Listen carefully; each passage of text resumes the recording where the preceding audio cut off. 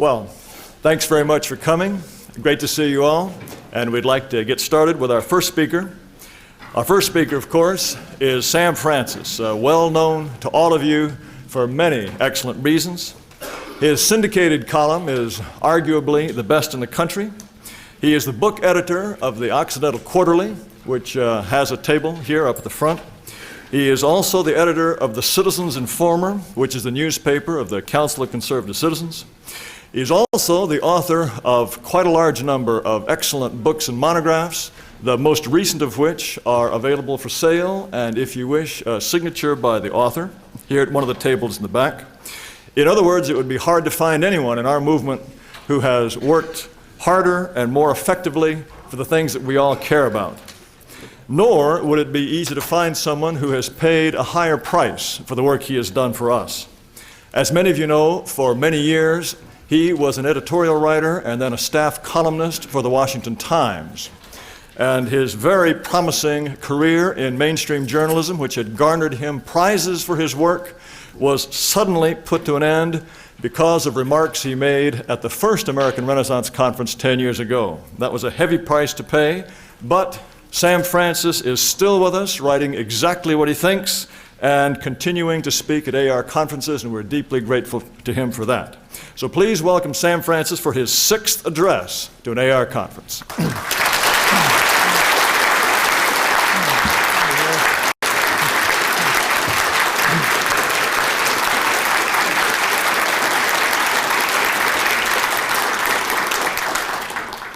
Thank you so much, Jared. Thank you. I ought to start off commenting on the obvious, that I weigh a good deal less this year than I did in previous years. Many of you have been kind enough to comment on it. I told Jared some weeks ago that it actually has caused me to rethink my position on race, because I now know what it's like to be 3/5 of a person.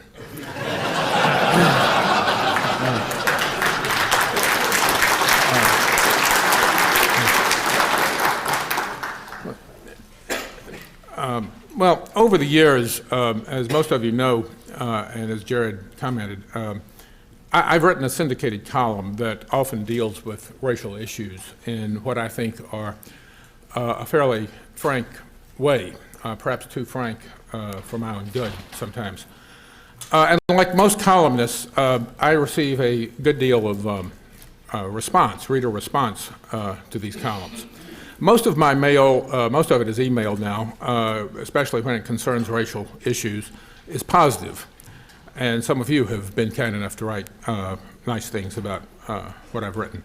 But some of what I receive, I have to acknowledge, is not so positive, and some of it is actually vituperative. But other readers are skeptical, what I would call skeptical or critical, and are often respectfully concerned about some of the things that I've written. It occurred to me in the last year or so that many of these responses, I think, tend to reveal or suggest certain patterns in the white mind. Most of the more courteous letters actually seem to come from whites.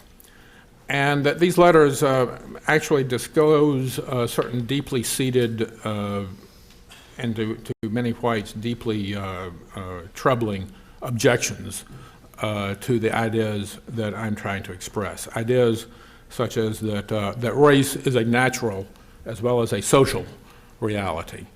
The idea that whites are the victims of an entrenched double standard. That whites should actually be proud of who they are and of their racial and cultural heritage. That whites are also victims in a more literal physical sense of being victims of hate crimes by non-whites and of racially motivated violence and discrimination.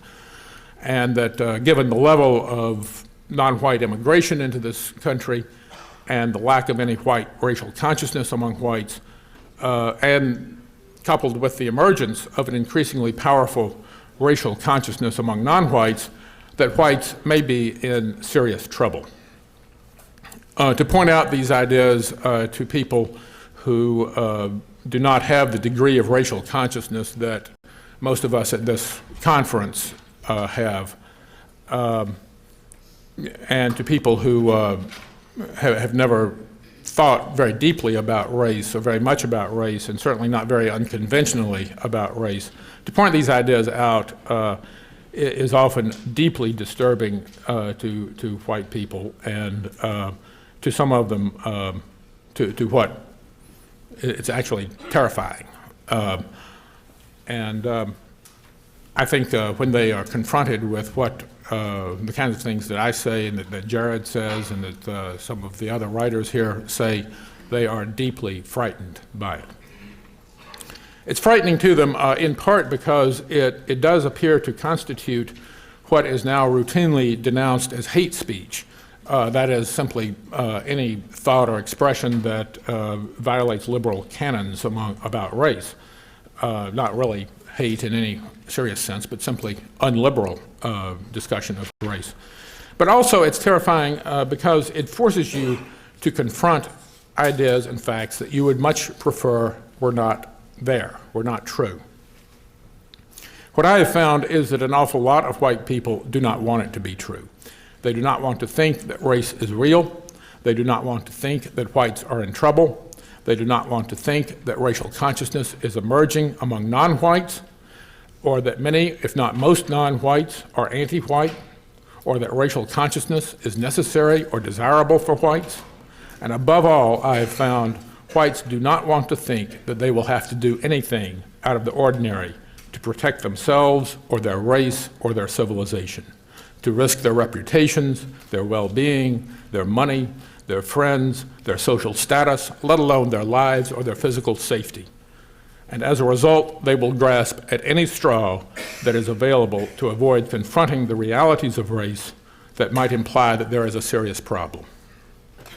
What I'm going to do today is to read to you and discuss some of the reactions, mainly from whites, but also from some non-whites, some who say that they're non-whites and some who can safely be inferred that they're non-whites, that I've received from readers in the last year or so about race. And I do this not to try to refute them or to show how clever I am or to toot my own horn about what I've written or to show how stupid they are. Some of them, in fact, do strike me as being fairly stupid. They're probably Republicans, actually, but by no means all. And I very much appreciate all of them, even those who were abusive, taking the trouble to write at all. The mere fact that some people do bother to write, and often do so at considerable length, suggests that something that I have written has bothered them, and not simply as something that they find offensive or wicked. My point is rather that these responses seem to indicate that whites are really afraid of racial realities, and that fear, much more than any rational or empirical argument or any lack of information, is what really keeps whites from dealing with racial issues more realistically than they do. But the fears are bolstered by a vast panoply of flawed arguments, misinformation, misconceptions, and unexamined and false assumptions that are routinely invoked to avoid confronting the reality of race. My purpose in exploring all these responses and their meaning is that if we are really going to make any real progress in developing white racial consciousness, we need to know not just what the scientific arguments and the social arguments about race are, but also what are the pseudo-arguments, and what are the irrational and emotional fixations that lie behind the pseudo-arguments, and how they can be dealt with and laid to rest in the white mind. Last spring, many of you may have seen a three-part series on the public broadcasting system about race that was devoted to trying to prove that race does not really exist and is simply a social construct. That claim, of course, has been an increasingly common response to the hereditarian argument about IQ since at least the publication of the bell curve, and goes back at least as far as Franz Boas, who made something of a similar argument. In recent years, far more than the scientific challenge to the IQ argument, it seems to me, the race as just a social construct argument has prevailed, especially because the Human Genome Project and its director, Craig Venter, more or less have endorsed it. The PBS series regurgitated that point of view, And I would commend to you, if you haven't seen it, the excellent article dissecting that series in the June 2003 issue of American Renaissance by biologist Michael Rienzi. But I also dissected the series, and indeed the argument over the last few years. I've written several columns about the race as a social construct concept. And I dealt with the series in a column of May 30th. Sometime after my column was published, I received this response to it from someone identified as Dish. Let me say, I don't know these individuals. I don't think I know them, but I hope I don't know some of them, actually. But, I hope they're not here today. Maybe they are, but Dish wrote, I have not seen the PBS show. However, I read your rebuttal to it. We can agree that the concept of race has historically served as an impediment to social progress.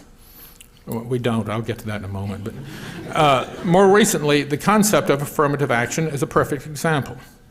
Who is to say who is white and who is black? What is the litmus test? Is it based on the darkness of skin, the degree of curliness in your hair? If you met me, you would say that I am white. But I would argue that thousands of years ago, my ancestors roamed Africa, and it is only due to their migration northward that you would call me white. And if you want to go back more in time, all of our ancestors likely roamed Africa or what is now China. I don't know, it's not just biology he needs to learn about geography, but, and earlier still, swam in the oceans. So despite arguments about mitochondrial DNA, people who wish to divide us have to arbitrarily decide how far back in time they want to go as to when somebody's ancestors left Africa to go to Europe. That makes me wonder if so-called Native Americans should be called Asians, since their ancestors came from Asia via the land bridge in the Bering Sea. Somebody better alert Washington on that. The point is that there are those who wish to divide us and some who realize that the merit of somebody should be based on their individual qualities. The concept of the country was to abolish the need for hyphens in your nationality. If you have confidence in yourself, you don't need the crutch of ethnocentrism. That's all. Well, as I said, my purpose is not to refute these responses, but I can't help but make several remarks about some of them. First, we do not agree that the concept of race has served as an impediment to social progress. I never said anything like that in the column or anywhere else. The concept of race is, in fact, an immense step forward in human progress, and its denial and rejection in the last century is what has been an impediment. Secondly, the question the writer raises of who is to say who is white and who is black, what is the litmus test? Is it based on skin color or the curliness of hair? Race, of course, is based on a number of different criteria, among which hair texture and skin color are two. It is a common misconception among anti-racists, as they like to call themselves, that skin color is the main or the only criterion of race, and the only one that racial realists talk about, although anyone who's read any serious scientific work on race knows that's not true. Thirdly, there's sort of the central claim of this writer that if you met me, you would say that I'm white, but I would argue that thousands of years ago my ancestors roamed Africa, and it is only due to their migration northward that you call me white. No, actually, I would not. I wouldn't call Jesse Jackson white because his ancestors came out of Africa. I would call him black because based on several different biological criteria, that's what he is, just as Africans like Muammar Gaddafi or F.W. de Klerk are not black. Geographical location and migration have nothing to do with race or biological traits.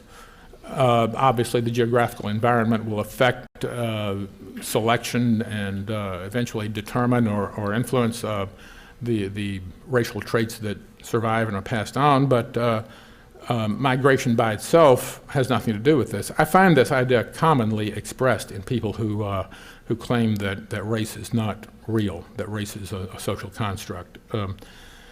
And finally, there is no reason to go back more in time to China or to the ocean, because we're talking about present-day racial differences, not how or when they evolved exactly.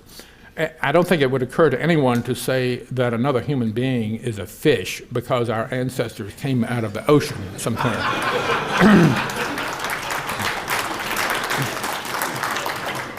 The writer also harbors an unexamined assumption that is closely related to the neoconservative and liberal belief that the United States is a proposition country based on the Declaration of Independence and the Equality Clause. As he says, the concept of this country was to abolish the need for hyphens in your nationality. I don't know where he gets this. I found as I was writing about this piece in the speech, I kept referring to the writer as she.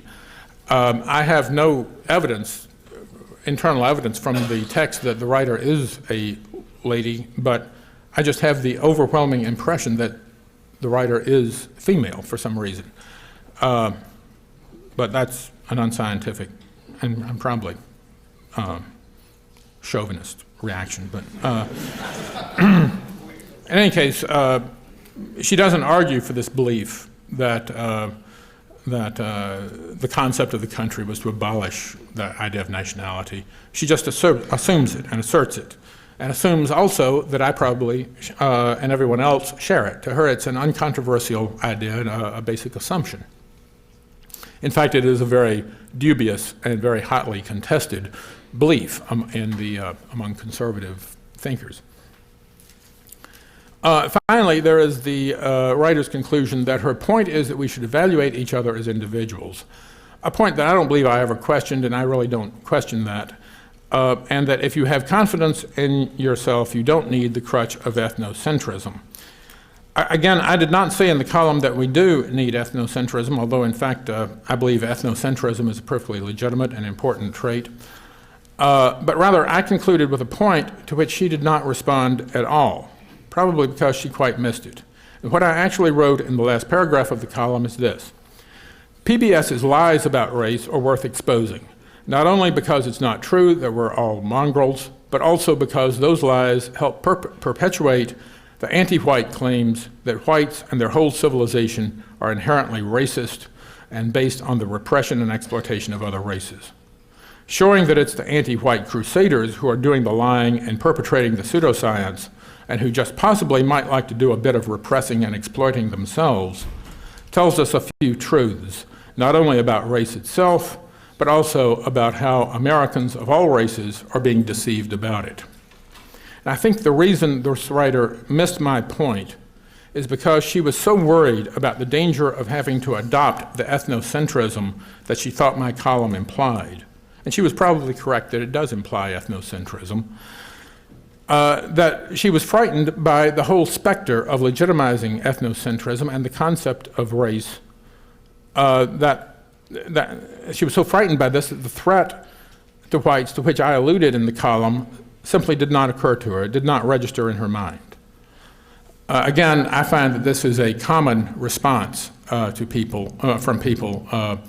They tend to miss the point about the threat to whites that I'm mentioning, and they concentrate on the threat of ethnocentrism, or the threat of racism, or the threat of what I'm saying. And as I suggested in the beginning of my speech, I think this tells us something about the white mind today and what has been done to it, and what it has done to itself. I also received another response to the column from a person I think is probably black, calling himself Thousands. He writes, "It's too bad you don't know more about DNA and racial heritage markers in DNA. The fact that such markers exist does not mean that they are consistent or even always significant. For example, an African marker has been found in the DNA of a South Pacific Islander. Conclusion, possibly migration, but not necessarily. It could also be a spontaneous mutation of the DNA at that point, much the same as the one that created the same marker in African populations. The DNA in all races on Earth is remarkably similar. What science says is that there are no significant differences between the races when looking at DNA. That means that there is no significant difference between a white person and a black person, genetically speaking. That is what it means that race is a social construct. Is this clear now, you stupid cracker?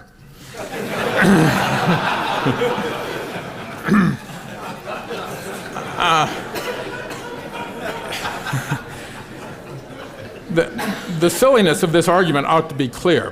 First, Negro DNA did not spontaneously evolve or mutate in the South Pacific, and if the story is true at all, interracial breeding is a far more likely explanation. But secondly, it's true that the DNA in all races on Earth is remarkably similar, which is why all human races are classified as belonging to the same species. But the DNA of chimpanzees is 98.9% the same as that of humans. So the point is not really very meaningful, and it definitely doesn't mean that there is no significant difference between a white person and a black person, genetically speaking, or that race is a social construct. But what I found interesting about the response is that after invoking inaccurate science and weak reasoning to bolster his preachy opening about how it's too bad I don't know more about DNA, the writer simply loses it and winds up hurling names, betraying that it's not science at all that drives his rejection, but resentment of some kind. And that motivation is entirely clear in several other responses that I received from other readers who acknowledged being black. One from last October, for example, with the Slug response to hate article, namely my column, said, "You really don't know what you're talking about. Blacks, men, women, and children have been murdered and raped by white racists for hundreds of years, and little or nothing has been done about it statistically. Statistically, more blacks are incarcerated than whites. As a minority, does that mean fewer whites commit crimes, being the majority of the population in the United States?" And well, he goes on in this vein for a full page. And he winds up with this sentiment. Whites call themselves Christians, but they don't forgive and wonder why every race in the world hates them. You should take a look through someone else's eyes before you form an opinion like that, because to tell you the white man's biggest problem is his arrogance, and that's why he will always be the hated. When Judgment Day arrives, God will judge the white man for his crimes against humanity, and who was first will be last. I hope that you have enjoyed this email as much as I've enjoyed writing it. I pray that God blesses you one day with the sight to truly see what's right in front of you and not to do your will but His. What I find interesting in this letter is its invocation of religion to justify what the writer acknowledges is hatred of the white man. He is licking his chops over the prospect of getting back at whites, even as he prays for me. Who is first will be last. He can't wait for the day.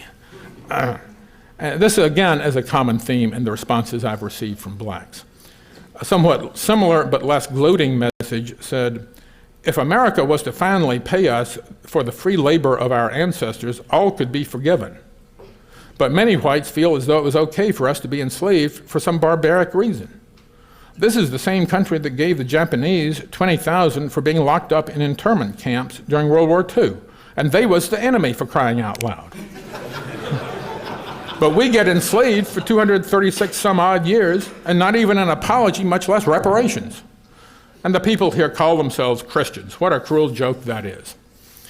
As I said, my point is not to refute these arguments so much as to try to show what the arguments that whites rely on, what arguments whites rely on in resisting racial consciousness. But even though these reactions came from blacks, I think they invoke these religious themes because they anticipate or have found by experience that a great many whites are affected by such appeals, and these appeals are often invoked by whites themselves. Almost literally, every time that I have debated publicly about race in a public forum, especially on talk radio or television programs, I get a response from whites, usually white conservatives, of quoting the Bible verse of Galatians 3:28. I'm sure most of you have heard it if you don't know it. The verse is, "There is neither Jew nor Greek, there is neither bond nor free, there is neither male nor female, for ye are all one in Christ Jesus," from Paul's letter to the Galatians 3:28. This verse apparently has become the basic text for Christian universalism and Christian race denial, even though, number one, it says nothing about race per se. St. Paul never says there's neither black nor white, you will notice. But if it were interpreted as literally as the people who invoke it do, it would also deny the existence of sexual differences between men and women, which is a conclusion that I would think would appear to gut the Christian argument against gay marriage.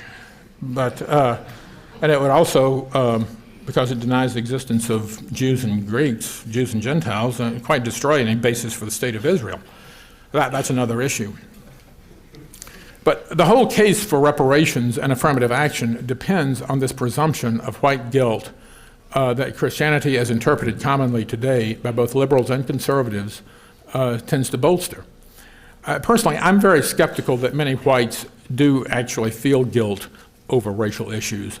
But it is true that whites seem to have a very difficult time dealing with the appeal to guilt. Understandably, they do not want to defend slavery, but they are also unable even to rely on a sort of historical argument that slavery, even though it may be bad and was evil, was really a widely accepted and widely practiced institution in the United States and throughout world history. Nor is it easy for most whites to argue that whites have done many things that in the past that would not be approved of today. Persecuting witches, for example, was wrong, but no one argues today that whites or Europeans owe reparations to women because they burned witches for a couple of hundred years in Europe. The Inquisition, religious intolerance, religious persecution, Protestants do not generally claim that the Catholic Church owes them reparations or has any debt of guilt because of religious persecution, nor do Catholics argue that about Protestants, to my knowledge. But these kinds of problems have they don't seem to cause any problem. These kinds of questions don't cause any problems for most whites. It's only race that causes a problem, because that seems to be the drum that is always beaten. Slavery and racial exploitation are exceptions that most whites simply are unable to deal with objectively or adequately. Last November, I wrote a column in response to an op-ed by the black nationalist Shelby Steele that appeared in the Wall Street Journal on November 13th. Steele acknowledged that white racial consciousness was not permitted in Western society today, in contrast to the racial consciousness of non-whites that is permitted and even encouraged. And the reason for that double standard, he wrote, was that no group in recent history has more aggressively seized power in the name of its racial superiority than Western whites. This race illustrated for all time, through colonialism, slavery, white racism, Nazism, the extraordinary human evil that follows when great power is joined to an atavistic sense of superiority and destiny. This is why today's whites, the world over, cannot openly have a racial identity. Now, in my column, I did point out that this claim was simply untrue, that non-whites up until fairly recently in world history have probably committed far more violence and aggression against whites than whites had against them, given the Arab and Mongol invasions of the Middle Ages and indeed the Muslim conquest of white-controlled areas in Asia and Africa. But refuting Steele's case in that respect was not really my major point, which was to argue that whites themselves deny themselves racial consciousness for some of the reasons I'm trying to explore today. And frankly, I'm largely indifferent to Steele's argument about who has committed more violence against whom. I think it's fairly clear that you can kill a lot more people with a machine gun than you can with spears. So it may be true that whites, for all I know, have actually killed numerically more non-whites than they have killed of us. I just am unimpressed with that. But that point was exactly what most of those who responded to my column wanted to talk about. That is, to dwell on white evil and on white guilt. This is an important point to them. Thus, in a response to my column, a reader whose race I'm unable to tell for certain wrote, "Objectively speaking, Steele is right. How do you explain the fact that whites are approximately 20% of the world's population, yet occupy about 65% of its land surface? The Americas fell to the whites because they slaughtered at least 80 million people to occupy the vast spaces here. Canada to Tierra del Fuego. Then they slaughtered the indigenous Australians, Tasmanians, and New Zealanders to occupy those territories. They invaded Africa and slaughtered Africans in order to occupy those parts where they found the climate tolerable." And he goes on in that vein for 2 pages, actually. As I said, I'm more or less indifferent to this claim, but the apparent importance that he attaches to this, as well as the importance that Steele himself attached to it, suggests that they see it as critical in the case against whites and the legitimacy of white consciousness, and that in turn suggests that perhaps whites themselves are just as vulnerable to that argument as they are to the appeal to guilt over slavery. But as I remarked, I'm not at all convinced that real feelings of guilt are especially powerful among most whites. But what is apparently very powerful among them is not so much real guilt feelings as simply an inability to answer these kinds of accusations against whites, or to resist the argument that because these accusations are true, whites should not be allowed a distinct white racial consciousness or identity.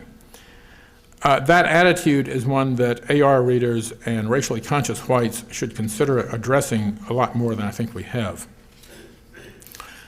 In addition to an inability or unwillingness to deal with the argument from accusation, whites also seem inclined simply to deny arbitrarily even the social meaning of whiteness. In one response to my column on the Steele article, a reader wanted to take me to task for talking about the white vote. Actually, it was Steele himself who had written that it is quite acceptable for either party to explicitly go after the black, Hispanic, or even the Jewish vote. In fact, both parties gain an indispensable moral authority by doing so. But it is absolutely verboten for either party or any white candidate to appeal to whites as a racial identity group. Racial identity is simply forbidden to whites in America and across the entire Western world. And he's perfectly correct.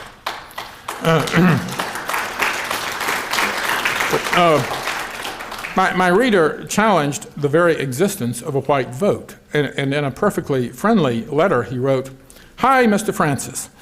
I just finished reading your article and I understand your view on the apparent double standard. I have pondered the issue for quite a while and I would like to give you an alternative view you may not have thought of." I bet I have thought of it, actually. What exactly is the white vote? I know what Jewish is, I know what black is, descendants of Africans, and I know what Mexican is, descendants from Mexico. Aside from making the incredible logical jump that everyone in these categories votes the same, they are discernible categories. I do not think people who have pride being Irish, German, Italian, Swedish, etc. are painted with the same Nazism brush. How can you be proud you are a color? That doesn't, to me, make any sense. I can fully understand being proud of your heritage, your ancestors, your family name, but I don't think all white people fall into a category with any other banding than they all share a lighter pigmentation. From what I have seen, a German household tends to have different priorities than an Italian one, for example. I think if a politician said he was going after the Irish vote or the Swedish vote, it would be taken differently than the white vote. I understand your point in the article I have seen and do see the preferred categories in our society, affirmative action et al., but I'm not sure being proud you are white is necessarily a good thing either. Cheers, Rob. I think the reader actually has a point here, though it really doesn't challenge anything that either I or Shelby Steele said. And it's also clear to me that he has no understanding really at all of what race means. He assumes, again, that race simply means color. How can you be proud of being a color? That doesn't, to me, make any sense. I can fully understand being proud of your heritage, your ancestors, your family name. He never grasped that those cultural legacies are closely related to racial identity, and that racial identity involves more than skin color. But his valid point is that non-racial white groups, like Swedes and Italians and et cetera, are allowed to have distinct identities, at least as voting blocs, and to some extent as cultural groups. But the larger point remains that while other racial groups have distinct identities, even beyond political behavior or cultural identity, whites as a racial group are not. Moreover, he sees nothing wrong with this. I would suggest precisely because he cannot make himself believe that being white is in itself meaningful or real or important. And this is not quite the same belief as the idea that race is a social construct. It's closely related to it, at least psychologically, it seems. And there's the uncertainty at the end of his letter that he is not sure being proud you're white is a good thing. That points to a more deeply seated fear of racial identity. Note that nowhere does he say that being proud you're black, also a color, or some other non-white racial identity is not a good thing. Only white identity is what alarms him. I'm reminded of a conversation I had years ago with a young conservative colleague of mine about racial differences, long before the bell curve was published and these arguments became fairly common. I suggested to him that there was evidence for hereditary differences between the races in IQ. And his immediate response, not unfriendly, was that I would be concerned where that argument could lead. I didn't pursue where he thought it might lead, partly because it was obvious enough, not to the abolition of affirmative action, not to the end of a great deal of egalitarian nonsense in social policy, but it would lead to slavery, to Jim Crow, to lynchings, to Auschwitz. As with most conservatives in recent years, all you need to do is ring the bell and they salivate the way the left has trained them. I could continue with these kinds of reactions to my efforts to write about white racial problems and consciousness for some time, but the point would be the same. Many whites, and while I can't prove it, I think the kind of responses I've received are fairly typical of what most American whites today believe and how they think about race and about being white. Many whites are deeply terrified by the very concept of race as it applies to whites. Their reaction to any frank discussion of the subject is what I have called before escape and evasion, on an intellectual level, but also on a deeper psychological level, to deny that race is real, to assert that even if it's real, it's not important, to assert that even if it's real and important, it's wrong, to assert that even if it's real and important and not wrong in itself, it could lead to terrible wrongs, and to share, consciously perhaps, but even more commonly, unconsciously, the assumption that whites, even though there is no such thing as whites, have done great evil throughout their history, and that history forbids them from any positive white racial identity or consciousness or even existence as a group. I'm reminded constantly in these replies and others of what James Burnham wrote in his book, Suicide of the West, in 1964, a book that was directed mainly at that time toward what Burnham identified as liberal responses to the erosion of Western, meaning American and European power throughout the world. As the European empires ebbed in the 1950s and 1960s, and communist and anti-Western power expanded, Burnham wrote, "The liberal reaction was one of accommodation, though the flaccid liberal response was not confined to foreign dangers." Toward the end of the book, in a passage that would deeply shock and offend most self-proclaimed conservatives today, Burnham offered this illustration of liberal rationalization of Western decline. At the beginning of September 1963, at a moment when the nation's constitutional and social fabric was being torn by generalized racial conflict that was posing issues impossible to settle and therefore certain to become graver and more dangerous over the coming years, the American Psychological Foundation held a large conference in Philadelphia. The New York Times singled out for a report the address in which Professor Gordon W. Allport of Harvard explained that the racial demonstrations in America are basically a sign of good national emotional health. On the whole, it is a wholesome and healthy movement. The Negroes, Professor Allport elaborated further, are running for home, a term he adapted from a gold gradient theory derived from the observation that an experimental subject speeds up when approaching the goal presented in a psychological test. It is easy to imagine, Burnham commented dryly, Professor Alport in late Roman days explaining how the animals in the Colosseum are generally a playful lot, especially when running for home. Burnham concluded his book with an analogy that keeps coming to mind when discussing not the liberal responses to foreign communist conquests and Western decline, but the white responses to the realities, natural and social, of race. It is as if a man struck with a mortal disease were able to say and to believe, as the flush of the fever spread over his face, "Ah, the glow of health returning." As his flesh wasted away, "At least I am able to trim down that paunch the doctor always warned me about." As a finger dropped off with gangrene or leprosy, "Now I won't have that bothersome job of trimming those nails every week." Liberalism, Burnham concluded, permits Western civilization to be reconciled to dissolution, and this function, its formulas will enable it to serve right through to the very end, if matters turn out that way.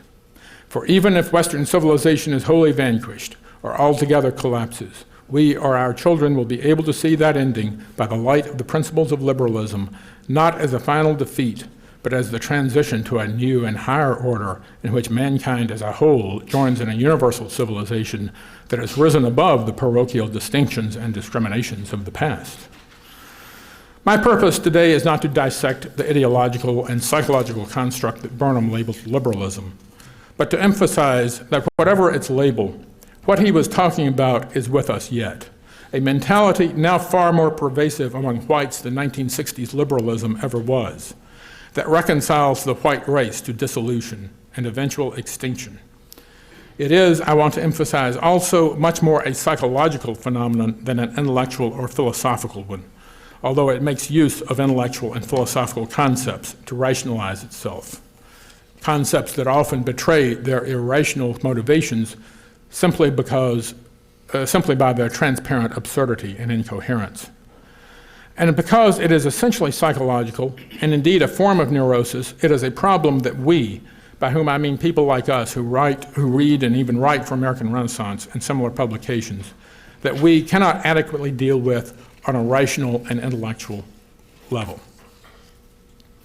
In other words, all the scientific arguments about IQ and DNA, all the facts about the reality of race as a force of nature or as a social and political force, all the statistics about black crime, black educational failures, black poverty, and the absence of significant black accomplishments over history, all that will avail us nothing because those are rational and intellectual appeals and are easily ignored or deflected by those who are unconsciously terrified by the realities to which they relentlessly point. I'm reminded of the children's poem about the little man upon the stair.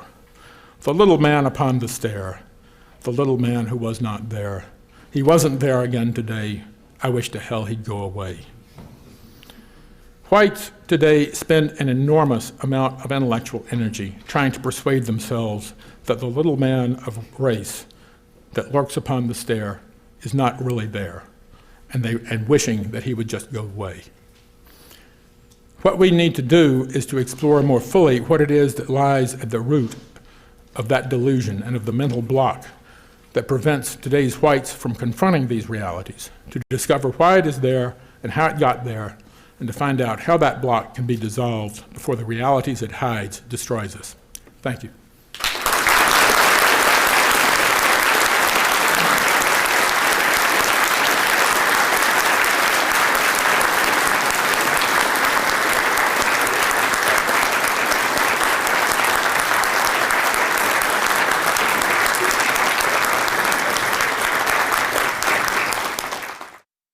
Sam, could you speak to us about the white-Asian difference? I mean, the Northeast Asians, the intelligent ones, and I see the blending of these high IQ whites and high IQ Northeast Asians as being a much more significant problem than just the blending down in the bottom. And too many racialists talk about IQ differences, but I'm interested in these other differences and how we can raise some consciousness about that. It's a good question. I think the, no pun intended, but the IQ differences is sort of the no-brainer of the racial issue. That's the easiest thing to argue and to prove. That's what most of the research has been done on. The Asian differences, I believe it was Lothrop Stoddard who talked about the danger of North Asians and Chinese in the long run over a long span of history, which I believe is a much greater racial danger to whites than Negroes. I think you're correct about that, not only for interbreeding, but simply for demographic takeover, for absorption of the rest of the world. I think if you wanted to make a pessimistic projection, 500 years from now, the human race will be Chinese, or will look more like the Chinese than they do most of the people here. But I never make pessimistic projections. Yes, sir. Do you think we should take a more positive attitude, that we should be proud of the fact that we are the inheritors of the white Western Christian civilization, which was the first one in 6,000 years to abolish slavery? Yes, although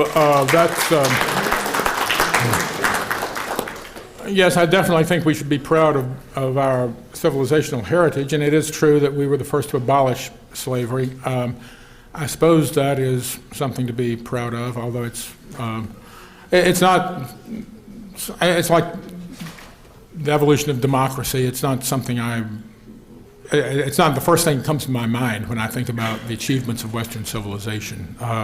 The first thing that comes to my mind are things that came out of ancient Greece or the Renaissance or medieval civilization, the science, the literature, the philosophy, the art, all that sort of thing, not what 19th century liberals and religious nuts like the abolitionists wanted to do.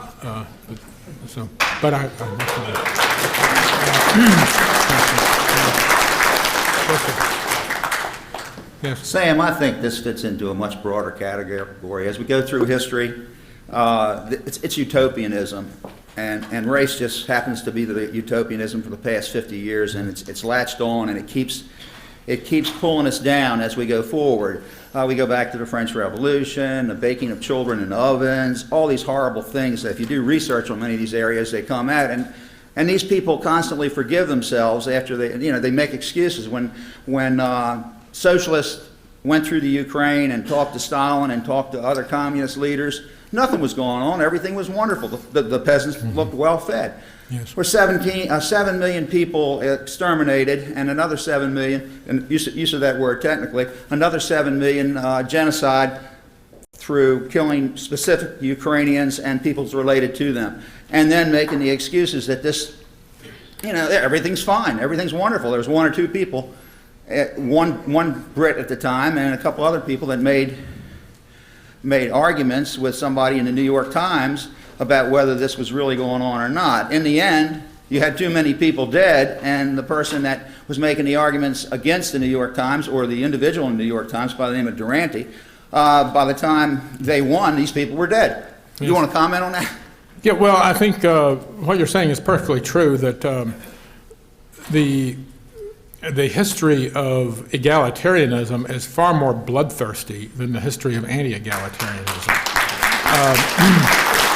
I think, as I recall, both Phil Rushton in his book on race, evolution, and behavior and the bell curve made similar points.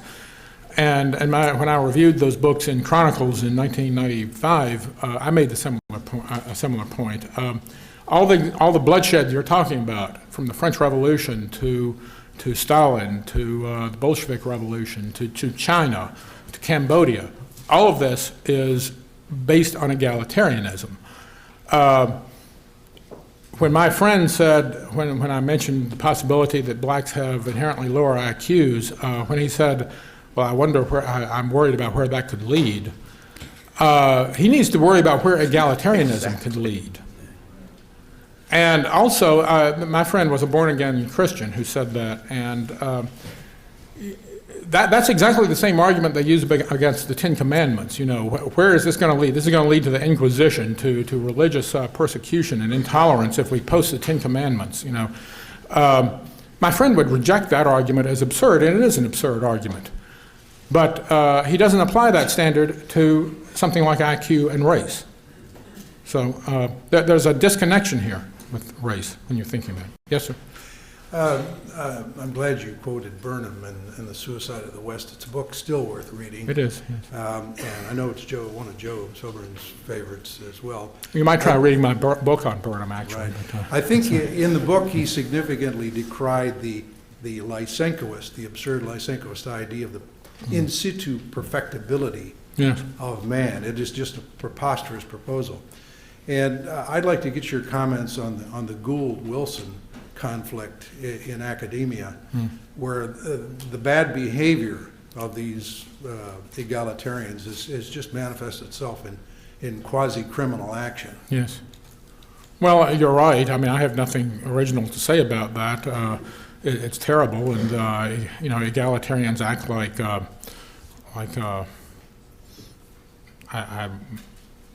you know, you usually say Nazis, but they act like communists, actually. It's an odd thing. A lot of white people, even myself, who was not even born here, are of mixed ethnic ancestry. My friend that I quoted, who was arguing against white doesn't mean anything, it's being Swedish or Italian or whatever, it means something. There are very few people who are pure Swedes, or pure Italians, you know. So what do you call them? One thing you call them is white. Yeah, that's why I said whoever wrote that letter you read earlier doesn't make any sense. I noticed that. Thank you. Thank you. Yes. I just wanted to mention that something that's happened since my youth. We've now got the opposition of the government and the capitalist system that punish people extremely for expressing a racial view. Yes. Al Campanis, Jimmy the Greek, the people have been fired Yes. from jobs. Rush Limbaugh lately even, that said something about a black quarterback, Yeah, was punished. There were people who were fired even before that. This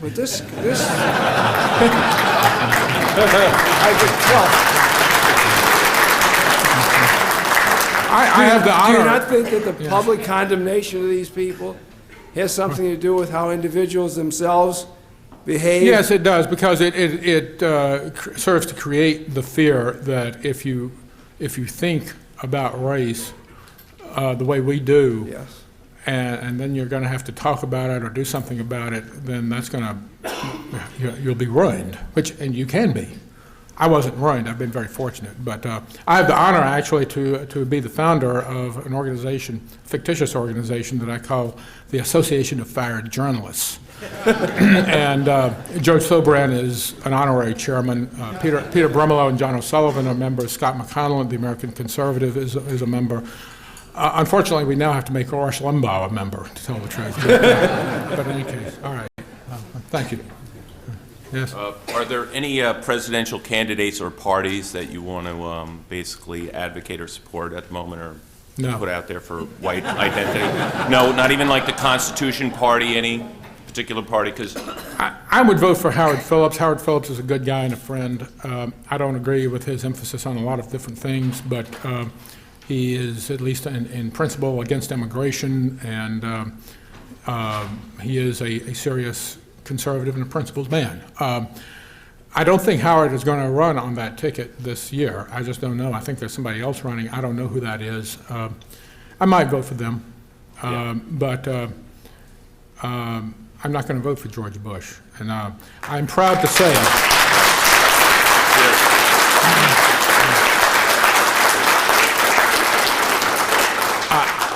I'm proud to say that I have not voted for a Republican nominee since 1988, and I'm deeply embarrassed that I voted for one then.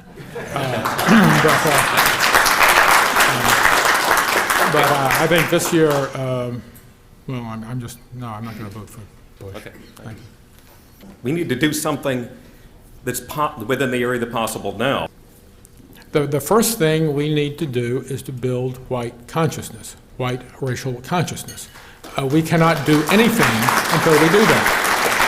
And once we have done that, once whites begin to think of themselves as being white, and as other things, as Americans or as Christians or as whatever they are, I don't mean that race is the only identity they should have, but once they begin to think of themselves as white, and that they should be white, and that their children should be white, and they have something to preserve as whites, then we can talk about the political and the social structures and policies that we want to develop. But until we do that, we're not going to go anywhere. So. Jamie Kelso, Santa Monica, California. You said that we've developed a neurosis as a white race, in which we can't think about race, because if we think about it, we might have to do something about it. And if we do something about it, we're going to get fired or ruined.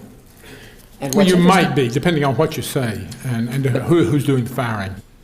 Wouldn't it be good to go in the direction of forming social institutions built on the philosophy or the psychology of brotherhood, rather than being an individual capitalist who can be fired, but instead being part of a brotherhood where you can't be fired, you can't be left to twist in the wind as an individual, but that when these elements of that you will then have a backup from your brotherhood of race. Thanks, and thank you for a wonderful address. Thank you.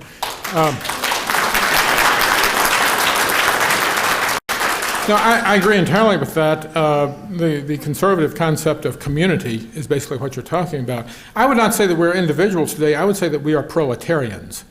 We have been dispossessed not only racially, but economically, because now, I mean, in Thomas Jefferson's day, yeoman farmers who owned their own farm or owned their own store or whatever, you really couldn't do anything to them. Today, you work for a corporation, you work for you're a member of a union, you work for a newspaper, the media, something like that, universities. You're in deep trouble if you violate not just race, but a lot of these. And you're all alone. And you're left all alone, just you, your family, your kids. Yes. Nobody is there to back you up, to defend you as a group. I will tell you that I've got to go in a minute, but as you know, I belong to the Council of Conservative Citizens, which is I'd say racially conscious organization. One of the great virtues of the council is that it is made up largely of middle class and working class white people who are more or less independent. And they don't have that much to fear from small independent businessmen. They don't have that much to fear from expressing their viewpoints. You can't get corporate types, corporate executives to join the council or to say anything, because they're going to lose their jobs and careers if they say anything. Right.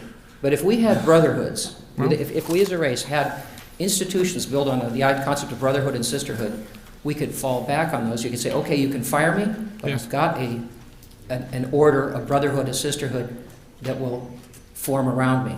I agree. Well, that would be a great thing. Thank you. Thank you all.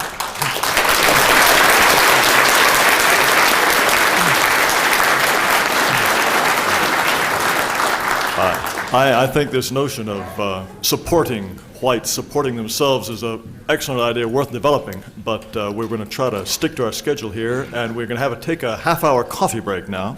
There's coffee ready for you out in the hall. We'll see you back here at 10:30.